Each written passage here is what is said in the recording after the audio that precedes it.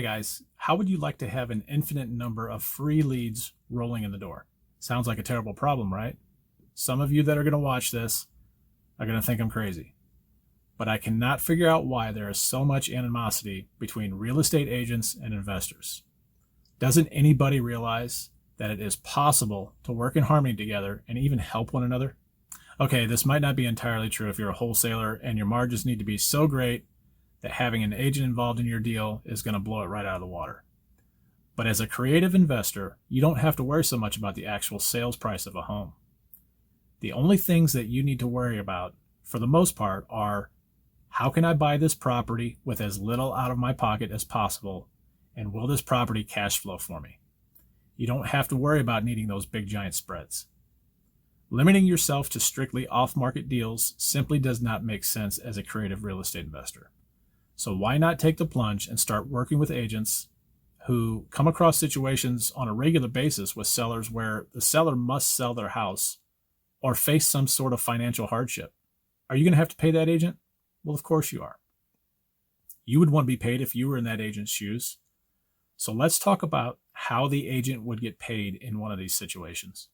There are two ways that an agent can get paid by an investor who buys a house from a distressed seller with no equity in their home and can't cover the cost of the sale. The first is simply by paying the agent a percentage of the sales price out of pocket. Anybody can do that has the cash to make it happen. It's the easiest way to pay an agent, but as always, the easy way is almost always the most expensive as well.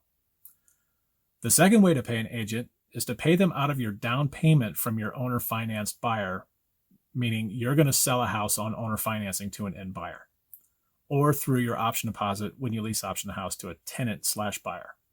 This is exactly how you're going to pay an agent for bringing you the deal. How much should you pay? Well, that's entirely up to you. I pay 2% of my purchase price. So if I buy a house subject to from a seller for $100,000, I'm going to pay that agent $2,000 when I sell that house on owner financing and get my down payment money. The same is true if I decide to lease option the home. I simply pay the agent directly upon the sale of my home and let them work it out with their broker on how the broker is going to get compensated. This is a win-win-win solution for all parties involved. The seller wins because they get to walk away from the house. I win because now I've got a cash flowing piece of real estate, and the agent wins because he or she turns what would have otherwise been a big fat goose egg, they can turn it into cash.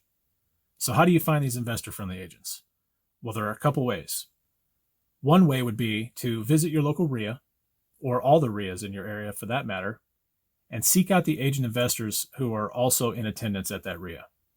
Another way might be to post to real estate Facebook groups, and not the investor Facebook groups, but the real estate agent groups. You are definitely going to get some blowback, so just expect it. With a lot of agents, anything outside of the norm is either a scam or someone is trying to cheat them out of money somehow. My advice would be to develop a program for training real estate agents on this method of buying homes. By educating them on the legalities of buying homes this way and showing them the proof that you've purchased homes this way in the past can really help to ease their minds. I have 3 real estate agents right now that I work with on a regular basis. They each bring me a motivated seller lead about once per month. Not every lead brings me a deal, but they know where they can turn if they run into a distressed seller situation. So here's a plan. Set a goal for yourself to go out and speak with 10 real estate agents per week for the next 4 weeks. I think that you'll find that roughly 20% of those agents are willing to listen. By the way, these are the same agents that you can ask to set you up on an auto emailer inside the MLS so that you receive an email every time a listing is about to expire. Now, the ones that are about to expire, you really want to pay close attention to the ones that are vacant. They are a fantastic way to pick up some really good subject to deals. So that's it. Set a goal for yourself. Go out there, talk to some agents. I promise you, they're not all evil. We can work together and we can do this.